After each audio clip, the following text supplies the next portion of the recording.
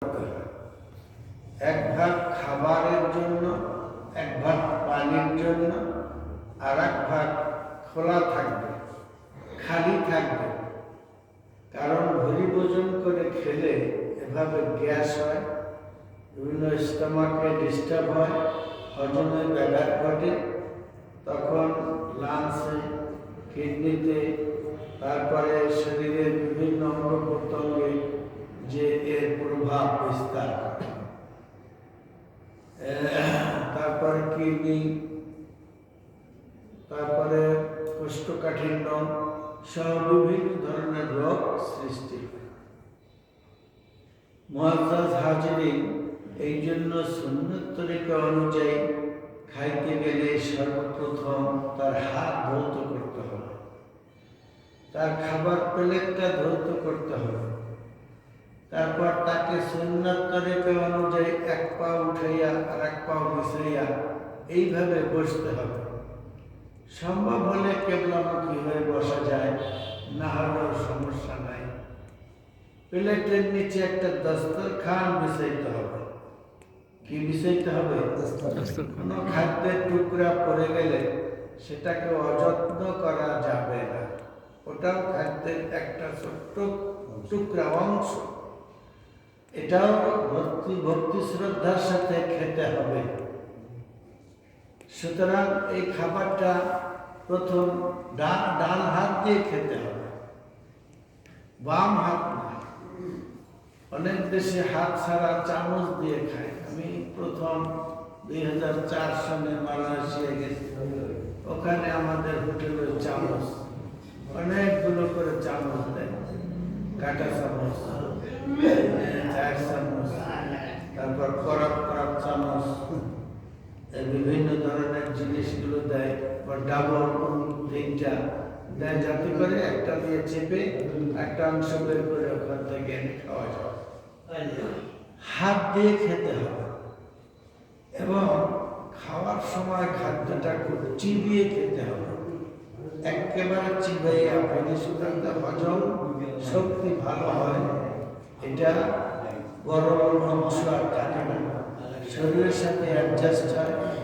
যে যে অংশ শরীর প্রয়োজন পাওয়ার দরকার সেইগুলো তৈরিতে সহায়ক হয়। আমার ভাই জনাব তহিদ সাহেব বিদেশে, আমি যখন দুবাই গিয়েছি ওনার সাথে একত্রে দুবাইতে সাক্ষাৎ হোটেলে খাইছি। উনিও 5 স্টার হোটেলে ছিলেন। এটা আছে, যখন দুবাই যাই ওনার সাথে দেখা, গাড়িতে আমার গাড়িতে নিয়ে আর এক জায়গায় যে আত্মীয় স্বজন সব খাওয়া দাওয়া করলাম। যাই হোক, ওই সব 5 স্টার হোটেলের অবস্থা তো সেখানে তো অপচয় হয় বহুত। যাক, আমাদেরকে আল্লাহ পাক বলছেন যে ইন্নাল মুবাজ্জিরিনা কানু ইখওয়ানাশ শায়াতিন, যারা অপচয় করে তারা শয়তানের ভাই। পবিত্র কোরআনের বাণী। যারা খাদ্য অপচয় করে, নষ্ট করে, খায় না, মানুষকেও দান সৎকার করে না, অপচয়, রান্না করবে অনেক বিশাল খাঁচা। হজের সময় মক্কা মদিনায় আমাদেরকে বিশাল খাঁচা পোলা করে ওই খাসি দুম্বাগুলো দিয়ে দিল। আমরা 20-25 জনে খাইলাম এক খাঁচা, এত বিশাল। যাই হোক, ওরাও তো কিছু খেয়েছে। বিবাহ সাথে আমি কাতারে বিবাহ সাথীতে অংশগ্রহণ করছি, সৌদি আরবে, তারপরে বিভিন্ন দেশে। তো এরকম অল্প স্বল্প খাওয়ার পরে আর খাদ্য থেকে যায়, উটের জন্য বিভিন্ন নষ্ট করে মরুভূমিতে ফেলে দেয়।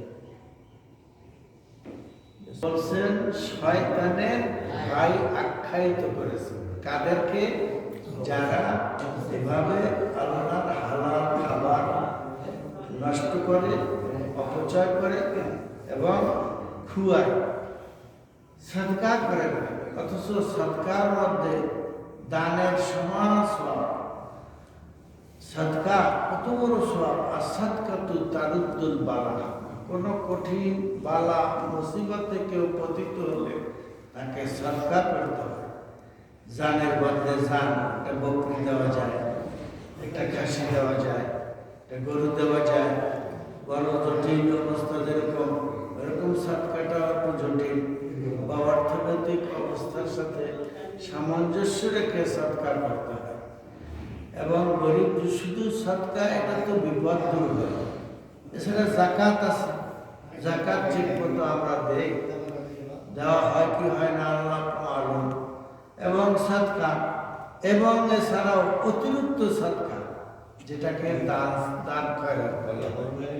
গরিব দুঃখী কাঙ্গাল বুভুক্ষ নিরন্ন মানুষ ঘরে এসে কাছে এসে হাত বাড়াইয়া আবার ফিরে যাবে, এটা একজন একজন বুঝবান, একজন ধনাঢ্যবান মানুষের খালি হাতে বিদায় দেওয়া সমুচিত নয়। এই জন্য বড় বড় হাতেম তাই, তারপরে খাজা মাইনুদ্দিন চিশতি, তাকে বলা হয় গরিব নওয়াজ। কোনো গরিব এসে তার কাছ থেকে খালি ফিরে যায় না, ঝোলা ভরে গেছে, বস্তা ভরে নিয়ে গেছে দেশে। যতই দিবে ততই এর সাদকায় তার সম্পদ বেড়ে যাবে। আল্লাহ পাক সম্পদ কি করে দেয়? 1 টাকা দিলে 700 গুণ বাড়াই দেয়। শুধু তাই না, আল্লাহ ইয়ারযুকু মান ইয়াশাউ বিগাইরি হিসাব, বেহিসাব বেশুমার অজস্র, তার কোনো হিসাব সংখ্যা নাই, আল্লাহ বাড়াই দেয়। কিন্তু আমাদের সেই দানটা হবে নিরেট খালেস দেওয়া ছিল আল্লাহর সন্তুষ্টির জন্য, দুনিয়াবি কোনো নাম কাম সুনাম অর্জনের উদ্দেশ্যে না। যাই হোক, দস্তরখান বিষয়ে আমরা কয়জনে খাই? দেখবেন আল্লাহওয়ালা মানুষ, পরেজগার, দিনদার, সুফি, দরবেশ, অলি, তাদের বাড়িতে এরকম বড় বড় দস্তরখান, এটা বিষয়ে তারপর খাই। আমরা খাই না, আমরা চেয়ার টেবিলেই সেরে দিই। চেয়ার টেবিলেও দস্তরখানের সুন্নাত রাখলে সেটাও ভালো হয়। যাই হোক, তারপর খাবারের পূর্বে পানি খেতে হবে। খাবারের পূর্বে একটু লবণ মুখে দিতে হয়, এবং খাবার শেষ হওয়ার পরেও একটু লবণ এরকম দাঁতের পরে ঘষা দিয়ে কুলুকুচু করলে দাঁতের পীড়া, দাঁতের ব্যাধি থেকে সে মুক্ত হয়। এই জন্য আমাদের গ্রাম পল্লীর আগেকার যুগের এই কবিরাজ বা বলতো যে আততিত দাঁত নিল কানকুচো নাইতে, সেই বাড়িতে বৈদ্য থাকে। আত্মাকে দাও তিতা, অর্থাৎ করলা জাতীয় তিতা জাতীয় খাবার, হাইসা হাক, হেলেসা হাক, এরকম যেগুলো আছে, এগুলো বেশি খেলে পেটের যত রকমের মহামারী, বুড়বুড়ি, এগুলো সব নিরাময় হয়। দাঁতর নুন, দাঁতে দাও নুন, অর্থাৎ খাবারের পরে দাঁতের মধ্যে নুনটা দিয়া কুলি করে দিলে দাঁতের এই আবর্জনা, ময়লা, খারাপ জিনিস দূর হইয়া পরিচ্ছন্ন হয়ে যায়। কানও কচু, কানে যদি কোনো চুলকানি খাউজানি হয়, তাহলে এটা কচুর ডাটা একটু মাথা শেষে ওই রসটা দিয়ে একটু দিলে রসটা একটা কুসুম হয়, কানের জন্য উপকারী ঔষধ একটা পথ। নাইতে আর নাভিতে দেবার তেল, গোসলের আগে পরে হোক, অন্য কোনো সময় হোক, নাভিতে বেশি তেল, শরীরের তেল দিয়ে এভাবে রোদ্রে কিছু সময় থাকলে শরীরের মধ্যে পুষ্টি তৈরি হয় এবং ভিটামিন ডি তৈরি হয়। এর অভাবজনিত পূর্ণতা তার আসে। তাহলে সেই বাড়িতে বৈদ্য না গেল, সেই বাড়িতে আর বৈদ্য যাবে না। বৈদ্য মানে ডাক্তার, কবিরাজ, ওঝা, হাকিম, এগুলো নিয়মিত যদি মানুষের জন্য এভাবে জ্ঞানী বুঝবার মানুষ এভাবে বলে গেছে যে दोपहर में 42, रात में 40, सबा और शाम का हवा लाख रुपया का दावा। দুপুরের সময় খাবার পরে একটু কাইলুলা করতে হবে, এটা সুন্নাত, হাদিস শরীফে আছে। এবং রাত মে 40, রাত্রে খাবার পরে 40 কদম কিছু হাঁটা চলা করতে হবে। আর দুপুর মে 42, দুপুরের সময় 42 মাথার নিচে দিয়ে একটু বিশ্রাম করবে। সভা আর শাম, সকাল এবং সন্ধ্যাবেলা এই মৃদু সমীরণ স্বচ্ছ বাতাসে এরকম কিছু সময় মুক্তাঙ্গনে থাকা, এটা লাখ রুপিয়া কাতা, 1 লক্ষ টাকার ঔষধের মূল্যের মতো এটা হবে। যাই হোক, এটা শারীরিক মানে ক্ষেত্রে আমাদের সুস্থতার জন্য যে নিয়ম কানুন, যে আদব, যে সুন্নাত, যে কালচার আছে, সেগুলো যথাযথভাবে পালন করলে আমরা সুস্থ থাকব, আমাদের শারীরিক সুস্থ থাকবে এবং এর সাথে সাথে আমরা আমাদের দৈনন্দিন জীবনের ইবাদত বন্দেগী সুষ্ঠুভাবে আদায় করতে পারব। যাক, আমরা বেহিসাব বেমাপে খাবার খেয়ে এভাবে শেষ পর্যন্ত রোগে সুখে জর্জরিত হয়ে পড়ি। এই জন্য ডায়াবেটিস পেশেন্টদের জন্য সুনির্দিষ্ট খাবার এবং পরিমাণ নির্ধারণ করে দেয়, এর বেশি খাবার না। আম খাইল 1 পিঠ আম খাইবেন, টোটাল আমটা খাইবেন। গোস্ত খাইলে 1 পিস গোস্ত খাইবেন। ভাত খাইলে এরকম কাপের মাপ অনুযায়ী খাবেন। এটা নিয়ন্ত্রণ করে দিয়েছে। কারণ কি, যে এই ভুঁড়ি বুঝলে তখন তার রোগগুলো উপশম হবে না। যাই হোক, এবং ইনসুলিন নেওয়া লাগে, ঔষধ খাওয়া লাগে। 3D অর্থাৎ ডিসিপ্লিন লাগবে, ড্রাগ লাগবে, আর ডায়েট কন্ট্রোল করতে হবে, তাহলে ডায়াবেটিস নিয়ন্ত্রণ থাকবে। এটা তো গবেষণা করে তারা স্বাস্থ্যবিজ্ঞানীরা বানাইয়া আমাদের উপকারের কল্যাণের জন্য থিওরি ফিট করে দিয়েছে এবং থিওরি অনুযায়ী চলতে হবে। খাবারের আধা ঘন্টা বা 1 ঘন্টা পর পানি খেতে হবে। খাবারটা যখন স্টোমাকে যে সুন্দরভাবে সেটিং হবে, তারপর যে 1 ঘন্টা পর 1 গ্লাস 2 গ্লাস পানি খেলে সেইটা সব অ্যাডজাস্ট হইয়া একটা সুন্দর আর কার্যকারিতা সেখানে সে লাভ করবে। এবং খাবার শেষে দোয়া মোনাজাত করতে হবে। আল্লাহুম্মা আল্লাহুম্মা ইন্নী আসআলুকা তা'আমানি ওয়া সাকানি ওয়া জা'আলানি মিনাল মুসলিমিন। আপনি আমাকে খাদ্য দিয়েছেন, পান করাইছেন, আমাকে উদারপূর্তি করাইছেন, তৃপ্ত করছেন এবং আমাকে মুসলিম হিসেবে আমাকে নির্ধারণ বানাইছেন। এই জন্য আপনার কাছে আমরা শুকরিয়া কৃতজ্ঞতা জ্ঞাপন করতেছি। এই পরওয়ারদিগার বেনিয়াজ মালিক মাহবুদ। সুতরাং এভাবেই খাদ্যকে হাইটে খাওয়া, এটা আদবের খেলাফ।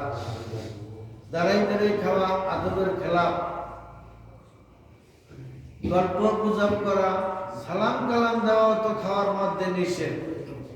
কারণ খাদ্য নালী আর শ্বাস নালী এটা পাশাপাশি। এখন একজনে এসে বিশাল আকারে সালাম দিল, আর আপনার খাবারের কার্যক্রম চলতেছে, এই খাদ্য নালী শ্বাসনালী পারস্পরিক পাশাপাশি হয়ে একটা অঘটন ঘটে যেতে পারে। এই জন্য খাবারের সময় সালামের জবাব দেওয়া জরুরি না, এটা পরবর্তী সময় দিয়ে দেবে। যদি কেউ ভুলবশত দিয়েও দেয়, তাহলে খাবারের কাজ চালিয়ে যাবে, আর পরবর্তীতে খাবার শেষে ওয়ালাইকুম আসসালাম ওয়া রাহমাতুল্লাহ জবাব দিয়ে দেবে।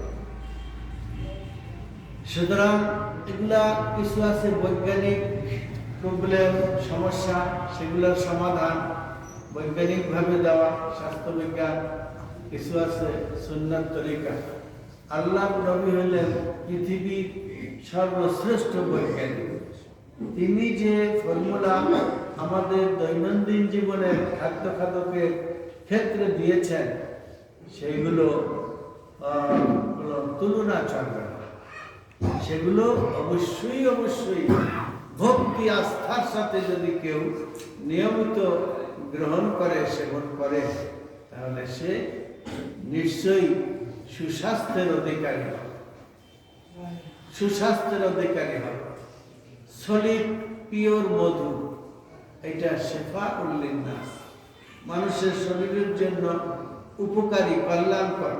কিন্তু সলিড মধু কোথায় পাবে? সলিড মধু পাওয়াই খুব দুষ্কর, দুঃসাধ্য। মানুষ কসম করবে, কিরা করবে, কোরআন শুয়ে কইবে, তারপরেও কি হবে না হবে আল্লাহ মালুম। কোনটার উপরে আস্থা আনা যাচ্ছে না।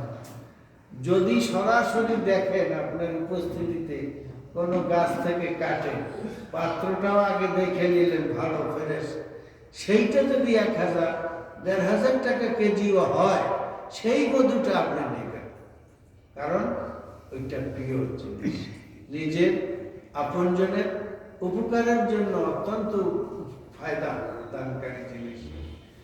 আর যদি বাজারের তা অসংকীর্ণ বেচবে, কিন্তু আল্লাহ আলম বেজালে সত্যতার উপরে যাক গুলো লক্ষ্য করতে হবে। কালিজিরা, মধু, কিশমিশ এগুলো উপকারী জিনিস, দৈনন্দিন সেবন করলে স্বাস্থ্য ভালো থাকে। আরেকটি বিশেষ কথা, ভোট দেওয়া এটা মানবিক বা নাগরিক অধিকার।